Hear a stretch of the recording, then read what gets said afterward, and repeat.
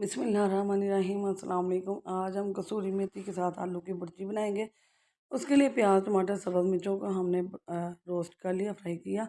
इसमें सुरख मिर्च हल्दी नमक डालकर अब हमने भीगी हुई जो है कसूरी मेथी वो डाल के इसको भून लिया। तो आपने भीगी हुई लेनी है, जो कुछ जो डिब्बे में मिलती है ना कसूरी मेथी, वो ही डालनी है क्योंकि इसका मौसम नहीं है अब मेथी का। तो हम डिब्बे वाली कसूरी मेथी डालेंगे, कोई भी ब्रांड की आप ले सकते हैं। तो यहाँ आलू डाल के हमने इसको अच्छी तरह से भून लेंगे। भूनने के बाद इसमें पानी डालेंगे कि इतना कि ये गल जाए अच्छी तरह से और इसके अंदर अच्छी तरह से पक जाए। यहाँ देखें माशाल्लाह ये तैयार हो चुके हैं। अभी थोड़ा सा इसको बस इतना ही हम रखेंगे और फिर आपको फाइनल लुक दिखाते हैं। इतनी ज़बरदस्त, इतनी मज़े की बनी, जमी बनी है, बहुत मज़े की है। और ये दोपहर के टाइम हमारे लंच में बहुत मज़े की लगती है। आप ज़रूर बनाएगा, इंशाल्लाह बहुत पसंद आने वाली है। आलू सबको पसंद आते हैं।